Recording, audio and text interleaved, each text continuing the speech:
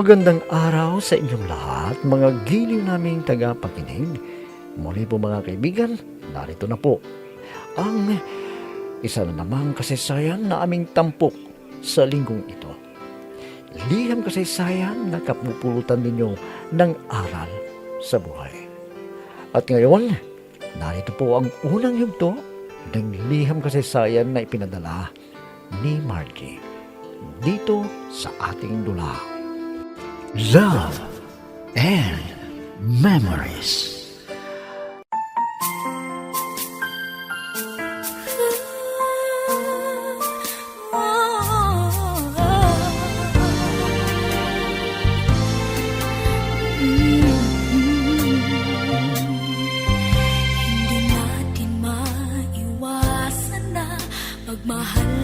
Tawagin niyo na lamang ako sa pangalan kong Margie, isang guro sa elementarya dito sa aming lugar.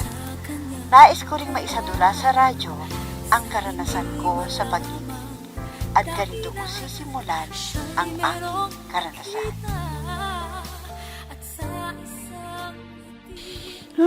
Ito ang hirap sa mga guro, ano? Laging busy sa trabaho, hindi mo na maharap ang maglibang. Oo nga, friend eh. Kahit maglibang, hindi na natin magawa dahil sa dami ng gawain ng isang guro. Kung alam ko lang na ganito kahirap ang magturo, ay naku, nagpalit na sana ako ng kurso noon. Hindi gaya noon na nasa elementarya pa lang tayo. Nakikita ko na relax ang mga guro. Kunti lang ang trabaho nila, hindi tulad ngayon. Alam mo, friend, iba na ang panahon ngayon. Moderno at maraming ginagamit na teknolohiya. Kaya dumami ang dapat na pag-aralan ng mga bata. Naku, sa paggawa pa lang ng lesson plan, ay naku, aabutin ka ng hating gabi. At sa mga exams, talagang napakarami ang ihahanda mo na sasagutin ng mga estudyante. Tama ka dyan, friend. May mga bata na walang pakialam sa mga pinag-aaralan. Ang tamad-tamad nila mag-aral. Kaya mababa ang resulta ng eksamen nila. At tayo ang sisisihin ng mga magulang. Kung mababa ang grado ng mga anak nila, naku, hindi naman nag-aaral sa gabi. Pero hindi naman tayo nagkukulang ng pagpapaalala sa mga bata, hindi ba? Na importante sa kanila ang pag-aaral para sa kanilang magandang kinabukasan. Paano naman? Hindi sila naaalagaan na mabuti ng kanilang mga magulang. Iniaasa lang nila sa atin. Ang dapat na tungkulin ng mga magulang, tayo, na mga guro. Pero ang kanilang ginagawa, mabisyo, puro pera ang iniisip. Ay, naku, sinabi mo pa. Hindi na pinapakialaman kung ano ang ginagawa ng mga anak. Hindi nila sinisita. Kung ano ang oras ng pag-uwi ng mga anak, na ginagabi na pala sa labas ng bahay, ayaw pa ring sitahin.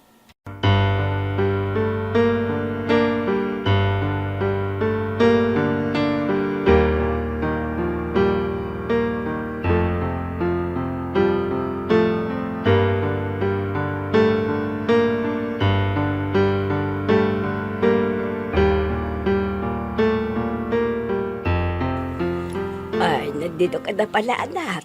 Sige, magpahinga ka muna. Dahil alam ko na pagod ka na naman sa iyong pagtuturo. Opo, inay, alam nyo, may mga batang pasaway na tinuturuan ko eh. Ilang beses silang pinagsasabihan. Kung pwede lang silang sapakin, ginawa ko na. Pero hindi naman pwedeng saktan. Baka magrereklamo ang mga magulang nila sa akin. Kami pa ang lalabas na masama. Ay, tama ka dyan, anak.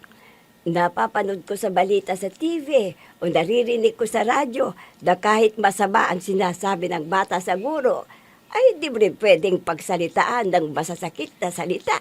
Hindi gaya noon, inay, na pwedeng disiplinahin ang mga bata ayon sa gusto mo. Ang hirap ngayon eh. Mahirap ang kalagayan ng mga guro, inay. Kami pa ang dapat na magpasensya ng mahaba sa mga pasaway ng mga bata. Ay, talagang ganun, anak. Ikaw pa ang magsasakripisyo para sa mga bata at matupad ang pangarap nila sa kanilang buhay. Sana nga, inay. Pero alam nyo, may iba na walang pakialam sa itinuturo namin. dahil sa problema na nakikita sa kanilang pamilya. Kaya baliwala ang kanyang pag-aaral. Oo, sige na anak. Magpahinga ka muna dun sa kwarto mo. Pag luto na yung ulam, ay tatawagin na lang kita. Sige po, inay, ha. Salamat sa pag-aalaga sa akin. Imbis na ako ang magsisilbi sa inyo, kayo pa ang nagluluto para sa akin. Ay, wag mo nang alalahanin yan, anak. Ay, syempre, may trabaho ka. Basta kaya ko pa, anak. Walang problema. At ikaw pang sumusuporta sa amin ng tatay mo. Kaya dapat lang, natulungan naman kita sa paghahanda ng iyong makakain. Sige na, anak. At tingnan ko lang yung niluluto ko. Pumunta ka na sa kwarto mo.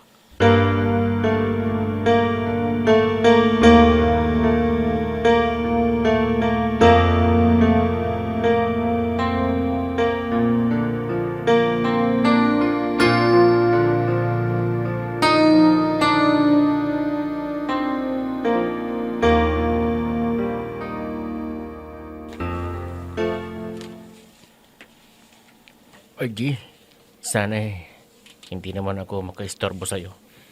Nagkaroon ako ng pagkakataon na magbakasyon, kaya agad kitang dinalaw. Salamat sa pagdalaw mo, Alden. Kaya lang, hindi ako pwedeng magpuyat dahil may pasok ako bukas. Magtuturo ako ng mga bata. Alam ko yan, Margie, pero di naman ako magtatagal Ang importante, makita kita at makausap ng kahit sandali lang. Dahil may gusto akong sabihin sa'yo, kaya dinalaw kita. Sige na. Kung ano man yung sabihin mo, sige na, para malaman ko kung anong gusto mong malaman. Alam mo, Margie, noon pa man, kaya may damdamin na ako sa'yo. Na ako'y umiibig sa'yo. At handa naman akong maghintay kung kailan mo ako sasagutin. Kawang bahala kung maghihintay ka, pero hindi ko naman masabi kung may pagtingin ako sa'yo dahil lagi akong busy sa aking pagtuturo. Baka hindi rin kita mabigyan ng lahat ng panahon. Marami naman dyan na pwede mong ligawan. Hindi ko magagawa yan, Margie. Ikaw ang itinitibok ng puso ko. At saka hindi naman ako nagmamadali para sagutin mo. Basta huwag mo lang akong bawalan na dumalaw sa'yo dito. Hindi naman kita pinagbabawalan na pumunta dito. Kaya lang, kung marami akong trabaho, baka hindi kita maharap. At sana maunawaan mo ako sa aking kalagayan dahil may tungkulin ako na dapat kong gampanan. Naiintindihan kita, Margie. Alam ko ang hirap na ginagawa mo para maturuan ng mga bata na wala pang alam sa buhay. Mabuti naman kung ganon. Kung alam mo ang hirap ng aking trabaho. Siyempre, gusto kong makatulong muna sa mga bata para hindi sila lumaki na walang alam sa kanilang kapaligiran. Napakabuti mo naman at nagmamarasakit ka sa mga bata. Yung iba dyan, kung ayaw mag-aral ng bata, bahala na siya sa buhay niya. Siyempre, ang mga guro, pangalawang magulang na ng mga bata sa school. Kailangan silang gabayan para tamang landas ang kanilang tatahakin at maging mabuti silang ehemplo sa kanilang paglaki. Kung ganun, ay isa kang huwarang guro na mapagmahal sa mga batang tinuturuan mo. Sana ako rin maturuan mo ang iyong puso na mahalin ako. Dahil mahal na mahal kita, Margie. Ikaw lang ang babaeng mamahalin ko habang nandito ako sa ating mundo.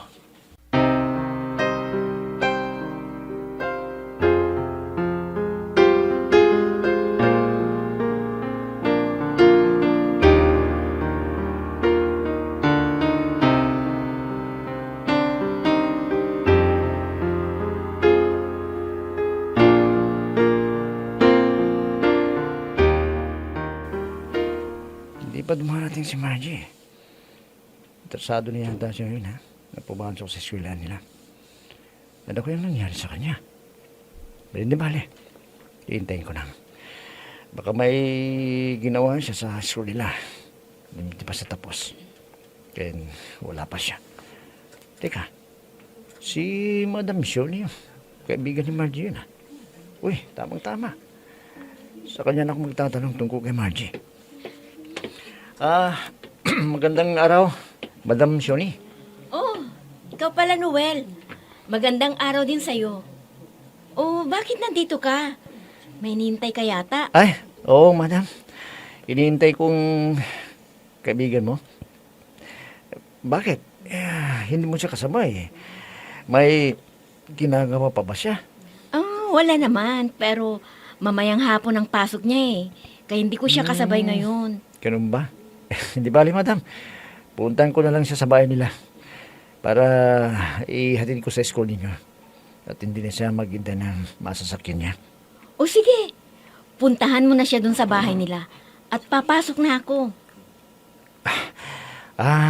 Teka, Madam Shoni. Idadaan na lang kita para hindi ka na maghintay ng sasakyan dito. Hindi ka na matrasado. Ay, salamat, Noel.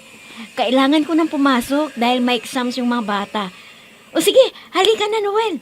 I'll be with you for the rest of my life. From the bottom of my heart, I will. I'll always be with you.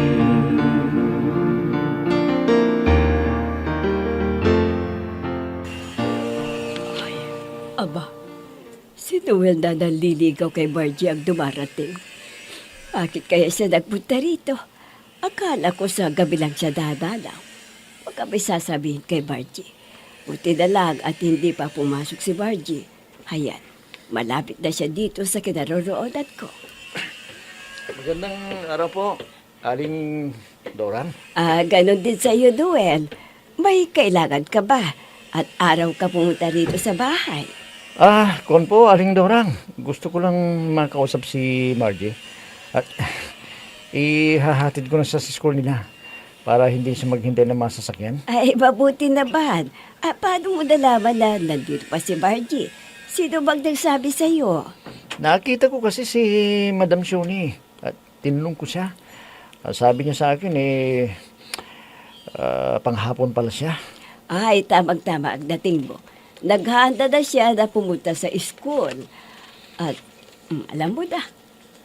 Ganun po ba? Sana makausap ko siya. Kahit sandali lang para alam niya na ihahatid ko at susundin ko mamaya. Kapag uwi niya ng hapon. Sige. Ikaw nagbahalang magsabi sa kanya kung wala siyang gagawin sa school o kaya wala silang pupuntahan ng kanyang kaibigan na si Shode. Pakisabi na lang po, Aling Dorang, na nandito ako na naghihintay sa kanya. Para naman alam niya at maihahatid ko na siya sa school nila.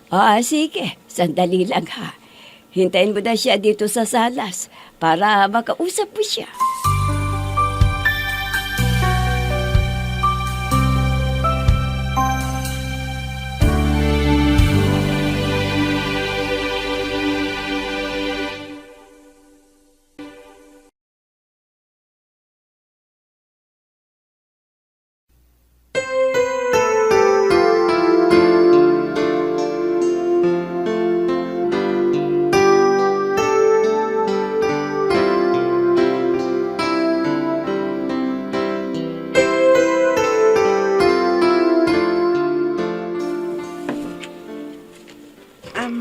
Inay, ano ang sinabi ninyo? Nandyan si Noel? Ang ibig mo niyang sabihin, ngayon siya dadalaw sa akin? Pero inay, may pasok pa ako. Ay, hindi ka dadalawin. Kundi hatid ka sa school na pinagtuturuan mo. Kung nakabihis ka na at handa ka nang pumasok, ay siya na raw ang maghatid sa iyo. Ganun ba? Akala ko, kakausapin na naman niya ako At sino bang nagsabi na nandito ako sa bahay, inay? Nasa lubong niya kasi ang kaibigan mo si Shodi. At sinabing hapon ang pasok mo, kaya pumunta siya rito para ihatid ka doon sa school ninyo. Sige po, inay. Kung yun lang ang sadya sa akin, papayag po ako na ihatid niya. Pero walang dapat kapalit, ha? Ay, siguro naman hindi niya gagawin yan. Alam ko na nire-respeto ka ni Noel at matino siyang tao. Sana nga po, inay, para walang problema. Dahil alam naman ninyo na nanliligaw siya sa akin. Baka umaasa na sasagutin ko dahil tinutulungan niya ako at inihahatid ako sa school. Nako, huwag mo nang isipin yan, anak. Gusto ko lang tulungan para makarating ka kaagad sa school at ligtas ka. Kaya huwag mo na siyang husgahan. Mabait naman si Duwer.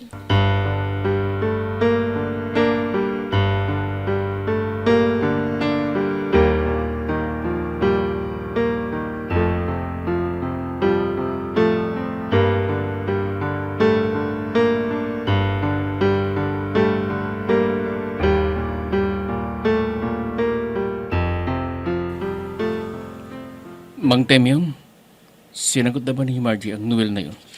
Baka wala na po akong pag-asa sa anak ninyo. Nako, huwag kang mag-alala, Alden. Basta ikaw, akong bahala sa'yo.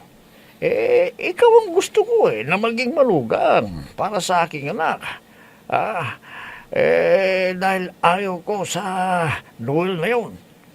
Ganun po ba, Mang Temyong? Oo, Ano bang gusto ninyo? Sabihin niyo lang sa akin at oro mismo ibibigay ko sa inyo. yan ang gusto ko Sa isang manliligaw, magiging malugang ko. Papagbigay at hindi maramot. Boy, ano bang dala mo dyan? May dala po akong alak para sa Nako. inyo at may pulutan pa. Pwede ko bang kausapin si Margie, Mang Temyong? May papasensya ka na, Alden. Dahil maagang natulog ang iyong anak ko. Dahil magpapaexam pala bukas sa mga eskwela niya. Ganun po ba? Oo. Kung ganun, Mang Temyong, babalik na lang po ako sa ibang araw. Dahil sa isang linggo ay babalik na ako sa kampo. Hindi. Huwag ka munang umalis, ha? Kukuha ako ng baso para may kasama akong uminom. At magkapagkwentuhan mo naman tayo. Maaga pa naman hindi ba? Iinom muna tayo.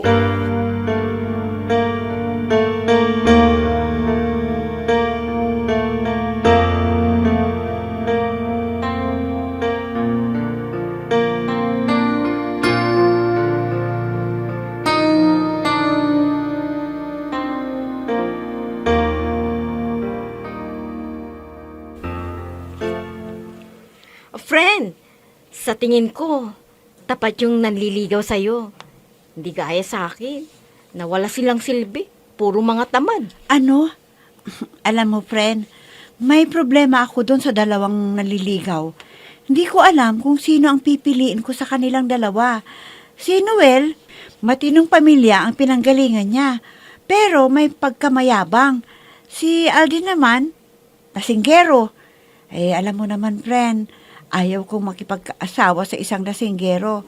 Pero, siya naman ang malapit sa puso ko. Ano? Si Alden na isang sundalo? Ano ba naman? Kung siya ang pipiliin mo, naku, kawawa ang puso mo niyan, mag-aalala lagi. Bakit parang nagulat ka sa sinabi ko? Ano bang masasabi mo kay Alden, ha, friend? Naku, friend, isa rin yun na mayabang na tao. Kalahin mo na may chismis na ginawa siya para siraan ka niya, na sinasabi na pinakitaan mo raw ng motibo, kaya niligawan ka niya. Ano? Hindi!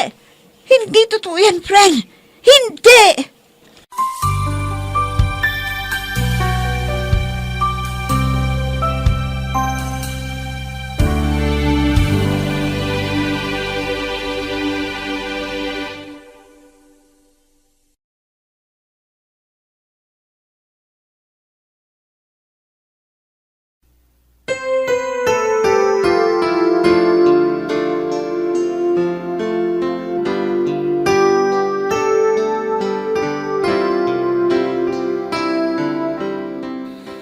Ano kaya ang gagawin ni Margie sa sinabing yun ng kanyang kaibigan? Mga kaibigan, huwag ninyong kaligtaan subaybayan ang pagpapatuloy at ikalawang yugto ng liham kasaysayan na ipinadala ni Margie dito sa ating dulang.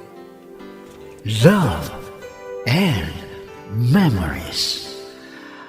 Mga nagbibigay buhay sa ating dula ay sina Mayra Abrihal Narnola, Susan Malikdem, Robert de Guzman, Yehuda Ismael, Eva Alcoriza, Jun Cabato, Ami Diaz, at si Oscar Ora. Technical supervision at musika ni Oscar Ora. Nilapatan ng tunog ni Robert D. Guzman. Mula sa panulat at direksyon ni Ami Diaz. Love and Memories. Inihahandog sa inyo ng F3 Recording Studio para sa Pambansang Radyo ng Pilipinas, Bombo Radio, Philippines.